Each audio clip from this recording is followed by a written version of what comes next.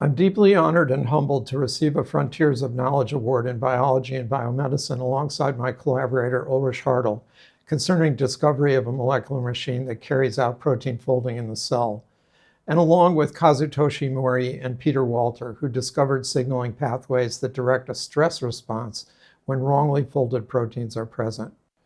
Proteins carry out the myriad of functions within cells, each assuming a characteristic folded form that is biologically active. Recently, it has become possible to predict such forms from just the sequence of the 20 different amino acids that comprise a given protein chain, accomplished by last year's Biology and Biomedicine awardees. Does that mean that proteins, initially synthesized like strands of spaghetti, can fold on their own into the final active form? A test tube experiment of the late 1950s indicated that, remarkably, that can occur. An enzyme was unfolded in a test tube and astonishingly was able, upon removal of unfolding agents, to refold on its own into its active form. But increasingly, it became clear that in living cells at physiological temperature and in a dense goo of molecules, this does not necessarily occur. That is, proteins can misfold. They start to ski down an energy landscape toward the final active form at the bottom, but get stuck in a trap. They fail to reach active form. The trapped forms expose greasy, so-called hydrophobic surfaces that would lie in the core of a fully folded protein. The greasy surfaces cause misfolded proteins to aggregate with each other, as can occur, for example, in sickle cell disease or in neurodegenerative diseases. We asked, could there be such a thing as a machine that prevents such aggregation from occurring during protein folding and produces the active form?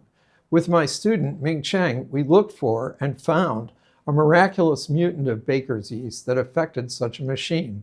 Inside of the mutant cells, the protein chains did not fold correctly, as we observed with Ulrich, and complete deletion of the machine blocked cell growth.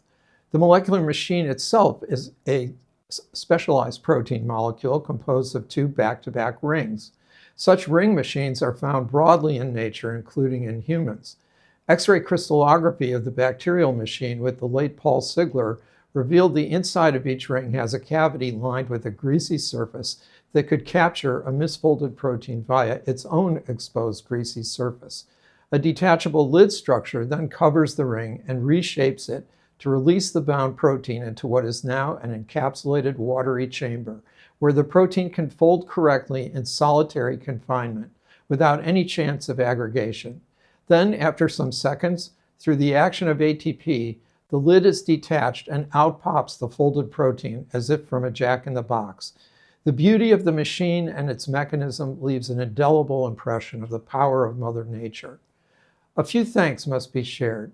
To my parents, who cultivated my love of science first via books describing wonderful scientists and their experiments, and then through supporting my tinkering with ham radio. They did, however, take exception when I wanted to put a dish antenna on top of the house to bounce signals off of the moon. To my mentor, Mike Check at Brown University, where I was an undergraduate, who taught me how to design, carry out, and interpret experiments to test a hypothesis, and how, accordingly, to modify a hypothesis. To Tony Hunter, who taught me likewise in the context of molecular biology, himself a Frontiers awardee in 2014. I watched him discover tyrosine phosphorylation. To additional collaborators, Helen Sable for cryo-EM snapshots of states of the folding machine, and Kurt Wutrich for daring to look at the huge machine by solution NMR. To my senior staff, Wayne, Christina, George, who piloted the many experimental directions. To all of my students and postdocs, and last and most importantly, to my wife, Martina, for all of her love and support in the midst of her own biomedical career, given to both me and my 3 kids, and now 5 grandkids. And finally, to the BBVA Foundation and the Frontiers Committee, my deepest gratitude for this recognition.